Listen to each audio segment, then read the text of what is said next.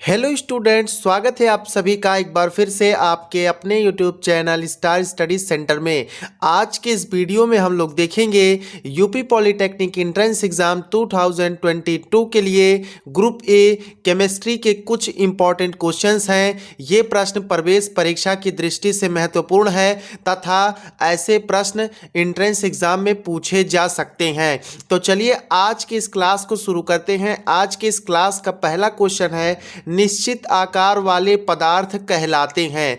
आप सभी के स्क्रीन पर फर्स्ट क्वेश्चन है, निश्चित आकार वाले पदार्थ कहलाते हैं। ऑप्शन ए है ठोस, द्रव, गैस या द्रव तथा गैस। तो इस क्वेश्चन का जो राइट आंसर होगा आप सभी का option number A is the correct answer. ठोस जो होता है वो निश्चित आकार वाला पदार्थ होता है, जबकि द्रव, गैस, द्रव तथा गैस ये जो तीनों ऑप्शन आप सभी के दिए गए हैं ये बिल्कुल ही गलत होंगे। जो सही ऑप्शन है वो आप सभी का ऑप्शन नंबर ए ठोस। इसका आकार तथा आयतन दोनों ही निश्चित होता है। आते हैं नेक्स्ट क्वेश्चन पे। अगला प्रश्न आप सभी के स्क्रीन पर है, कौन सी वस्तु पदार्थ नहीं है? निम्नलिखित में से कौन सी वस्तु पदार्थ नहीं है? यानी आपको बताना है कांच, लकड़ी, प्रकाश तथा दूध में से कौन सी एक ऐसी है जो पदार्थ नहीं है। तो इस क्वेश्चन का जो राइट आंसर होगा आप सभी का option number C is the correct answer. C is the correct answer. प्रकाश जो है ये एक पदार्थ नहीं है। अब बात करें प्रकाश की तो ये क्या है? ये light is a form of energy, यानी प्रकाश ऊर्जा का एक रूप है। और आप सभी लोग ऊर्जा की परिभाषा सिंपल लैंग्वेज में यह जानते हैं, ना तौली जा सकने वाली परंतु कार्य क्षमता रखने वाली वस्तुएं क्या कहलाती हैं? ऊर्जा कहलाती हैं। जबकि कांच जो है ये ठोस पदार्थ है, लकड़ी जो है यह भी ठोस पदार्थ है और दूध जो है ये एक द्रव पदार्थ है। आते हैं नेक्स्ट क्वेश्चन पर। क्वेश्चन नंबर थर्ड आप सभी के स्क्रीन पर देखिएगा, निम्नलिखित में से कौन सा कथन सत्य है? प्रवेश परीक्षा में सत्य तथा असत्य कथन पहचानने के लिए पूछे गए हैं। तो पहला ऑप्शन जो दिया गया है, ठोस में अंतराण्विक अवकाश द्रव एवं गैस की अपेक्षा अधिक होता है। दूसरा ऑप्शन दिया गया है, द्रव में ठोस की अपेक्षा अंतराण्विक अवकाश कम होता है। चलिए पहले हम आपको बताते हैं अंतराण्विक अवकाश क्या होता है। आपको एक एग्जाम्पल के माध्यम से हम समझाते हैं कि अंतराण्विक अवकाश क्या होता है। आप स्क्रीन पर देख रहे हैं ये ठोस के कण दिखाए गए हैं, दूसरे नंबर पे द्रव के कण दिखाए गए हैं तथा तीसरे नंबर पे आपको गैस के कण दिखाए गए हैं। तो गैस के कण यहाँ दिखाए गए हैं, आप देख रहे हैं फिगर में जिस तरीके से इनकी रचना है, इसमें आप देख पा रहे हैं कि एक अणु की दूसरे अणु के बीच में जो दूरी है, ठीक है, एक अणु से दूसरे अणु के बीच में जो दूरी है इसी दूरी को क्या कहते हैं? अंतराण्विक स्थान कहते हैं। ठीक है, इंटरमॉलिक्यूलर स्पेस कहते हैं। तो क्वेश्चन क्या पूछा है, चलिए अपने क्वेश्चन की तरफ हम बढ़ते हैं। क्वेश्चन में पूछा गया है कि निम्नलिखित में से कौन सा कथन सत्य है? आपको सत्य कथन पहचान करके बताना है। तो पहला है, ठोस में अंतराण्विक स्थान या अवकाश द्रव एवं गैस की अपेक्षा अधिक होता है। बिल्कुल ही ये जो ऑप्शन होगा आप सभी का ये क्या होगा? पहला ऑप्शन बिल्कुल ही गलत होगा क्योंकि ये ऑप्शन सही नहीं है। बी ऑप्शन पे चर्चा करते हैं, द्रव में ठोस की अपेक्षा अंतराण्विक अवकाश कम होता है। यह भी बिल्कुल गलत है क्योंकि द्रव में ठोस की अपेक्षा अंतराण्विक अवकाश थोड़ा सा अधिक होता है। ठोस के जो अणु होते हैं वो पास पास सटे रहते हैं, जबकि द्रव के जो अणु होते हैं वो थोड़ा सा दूर दूर उपस्थित होते हैं। जैसा कि देखिए ये हमने स्क्रीन पर ये ठोस के अणु बनाया और यहाँ हम आपको द्रव के अणु को दिखाने की कोशिश कर रहे हैं। तो आप ठोस और द्रव में यहाँ तुलना कर सकते हैं कि द्रव में ठोस की अपेक्षा अंतराण्विक अवकाश कम होने की बजाय थोड़ा सा अधिक होगा। तो ये ऑप्शन भी आपका बिल्कुल गलत है। आते हैं ऑप्शन सी पर, गैस में अंतराण्विक अवकाश ठोस तथा द्रव की अपेक्षा कम होता है। बिल्कुल गलत बात है, क्योंकि गैस में अंतराण्विक अवकाश ठोस तथा द्रव की अपेक्षा अधिक होता है। उसमें एक अणु से दूसरे अणु की दूरी ठोस तथा द्रव के अणुओं की अपेक्षा अधिक होती है। तो आपके ऊपर के तीनों ऑप्शंस गलत हो गए, ये तीनों ही कथन सत्य नहीं है। तो आप मान सकते हैं कि जो चौथा कथन है, ठोस में अंतराण्विक अवकाश द्रव एवं गैस की तुलना में सबसे कम होता है। देखिए, ये द्रव का हमने बनाया, उसके बाद देखिए अब हम गैस का भी बना दे रहे हैं। देखिए कितने दूर दूर अणु हैं। तो ये गैस का हो गया, यहाँ पर ये द्रव का हो गया तथा ये ठोस का हो गया। तो ठोस में अंतराण्विक अवकाश द्रव व गैस की तुलना में सबसे कम होता है। ये ऑप्शन आप सभी का बिल्कुल राइट ऑप्शन है। 3 का option number D is the correct answer. कौन सा निम्नलिखित कथन है, कौन सा सत्य कथन है? ठोस में अंतराण्विक अवकाश द्रव व गैस की तुलना में सबसे कम होता है। आते हैं नेक्स्ट क्वेश्चन पर। प्रश्न संख्या 4 आप सभी के स्क्रीन पर है। पदार्थ की कौन सी अवस्था विद्युत की सुचालक होती है? निम्नलिखित में से पदार्थ की कौन सी अवस्था है जो विद्युत की सुचालक होती है? आप सभी के स्क्रीन पर 4 ऑप्शंस प्रदर्शित हो रहे हैं। पहला ऑप्शन है ठोस, दूसरा है द्रव, सी ऑप्शन है गैस तथा डी ऑप्शन है प्लाज्मा। तो पदार्थ की कौन सी अवस्था होती है जो विद्युत की सुचालक होती है? चारों ऑप्शंस में से आपको बताना है। आप सभी लोग कमेंट सेक्शन में बताइएगा और किस क्वेश्चन का आप आंसर कर रहे हैं, क्वेश्चन नंबर भी जरूर टाइप करिएगा। तो पदार्थ की जो अवस्था है वो आप सभी का option number D is the correct answer. Plasma अवस्था विद्युत की सुचालक होती है। तो क्वेश्चन नंबर 4 का जो करेक्ट आंसर है आप सभी का ऑप्शन नंबर डी, प्लाज्मा अवस्था विद्युत की सर्वाधिक सुचालक होती है। आते हैं नेक्स्ट क्वेश्चन पर। अगला प्रश्न आप सभी के स्क्रीन पर है। प्रश्न संख्या 5 आप सभी के स्क्रीन पर प्रदर्शित होता हुआ। पदार्थ के अणुओं के बीच की दूरी अधिकतम होती है। पदार्थ के अणुओं के बीच की दूरी अधिकतम होती है। पदार्थ आप जानते हैं ठोस, द्रव तथा गैस, इन तीनों में हम तुलनात्मक अध्ययन करने के पश्चात निष्कर्ष पर पहुंचते हैं कि पदार्थ के अणुओं के बीच की दूरी हम ज्ञात कर सकते हैं। ठीक है, तो किसमें होती है? गैसीय अवस्था में अधिकतम होती है।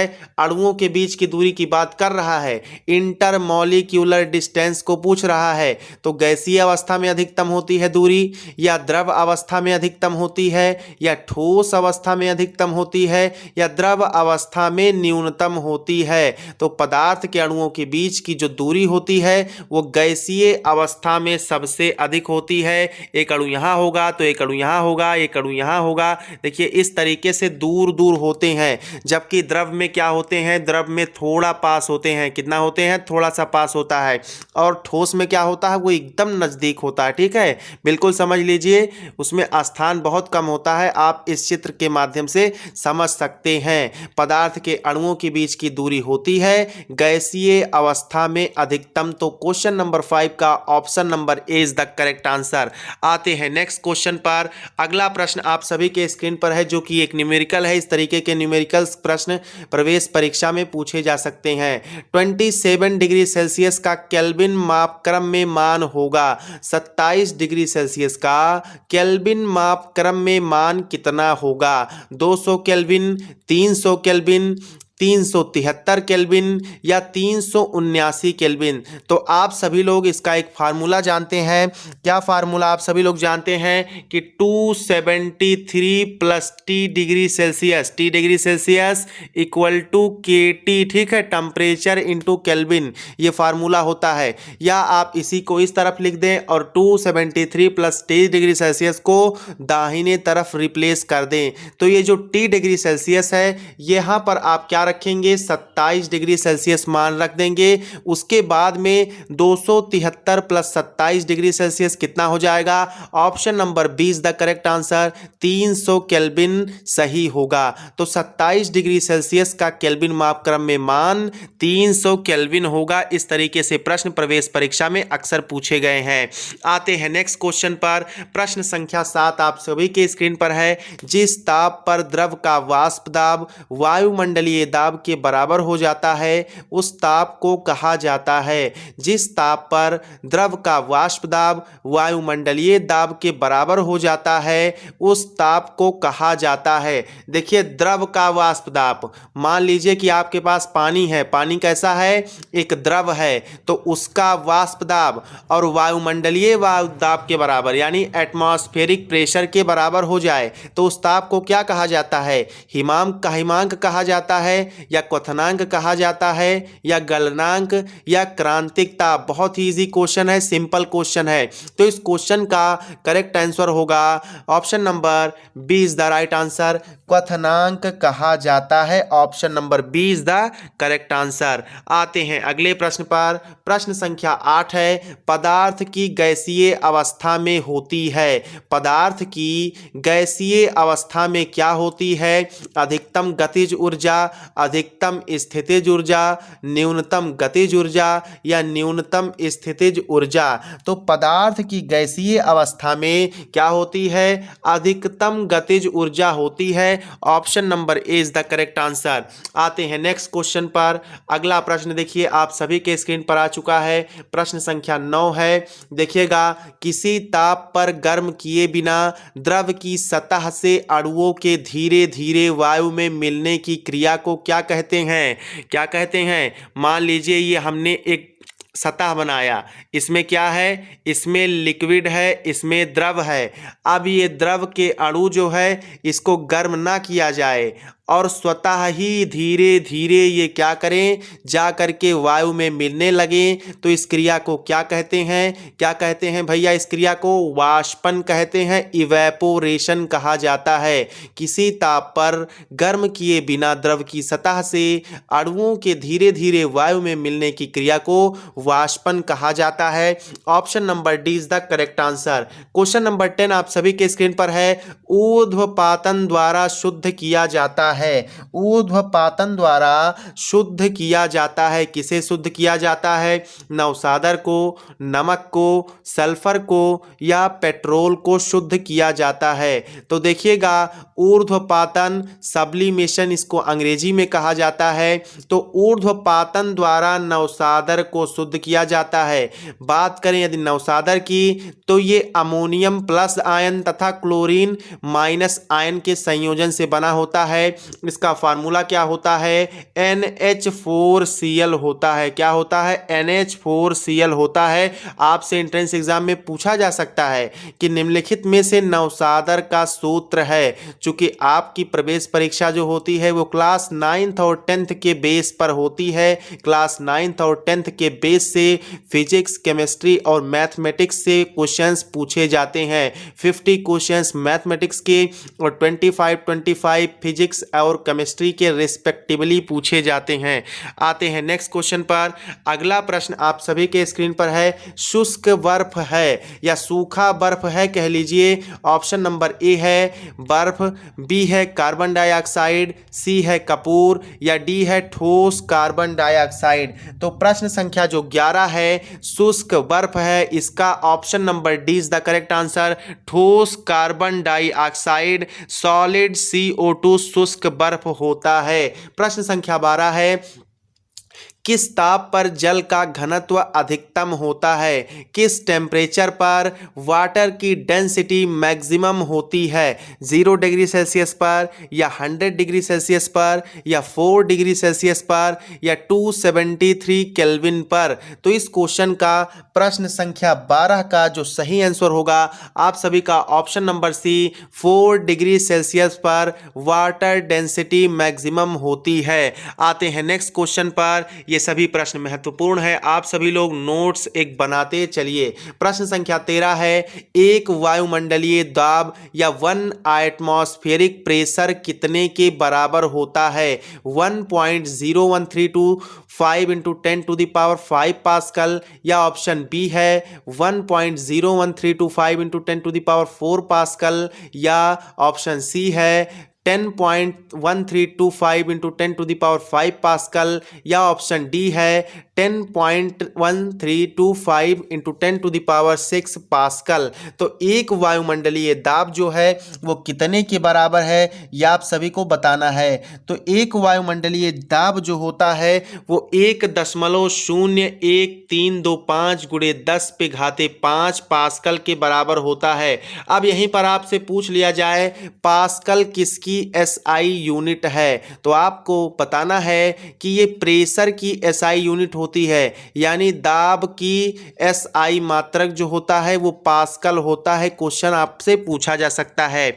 आइए अगला प्रश्न हम लोग देखते हैं। प्रश्न संख्या 14 है, सामान्य दाब पर जल का क्वथनांक होता है 98 डिग्री सेल्सियस, 100 डिग्री सेल्सियस या 110 डिग्री सेल्सियस या 90 डिग्री सेल्सियस। तो मुझे नहीं लगता कि आप में से कोई इस क्वेश्चन का गलत आंसर करेंगे, क्योंकि जनरल प्रेशर पर वाटर का जो क्वथनांक होता है, जो बॉइलिंग पॉइंट होती है, वो कितना होता है? आप सभी का ऑप्शन नंबर बी बिल्कुल 100 डिग्री सेल्सियस पर जल का क्वथनांक होता है, यानी इसकी जो बॉइलिंग पॉइंट है, क्वथनांक जो है वो 100 डिग्री सेल्सियस है। आते हैं क्वेश्चन नंबर 15 पर। फ्लोरीसेंट ट्यूब में क्या होता है? फ्लोरीसेंट ट्यूब में क्या होता है? ऑप्शन ए है प्लाज्मा, ऑप्शन बी है शुष्क बर्फ, ऑप्शन सी है कार्बन टेट्राक्लोराइड या कहिए CCl4 और ऑप्शन नंबर डी है अमोनिया गैस। तो इसमें क्या होता है?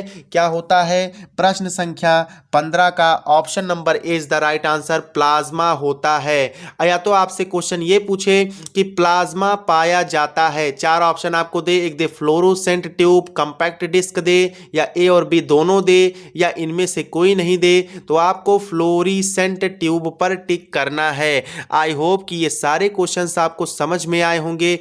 अगर आपको इसी तरीके से चैनल पर तैयारी करना है, आपको क्या करना है, चैनल को सब्सक्राइब कर लेना है। मिलते हैं नेक्स्ट क्लास में। जय हिंद।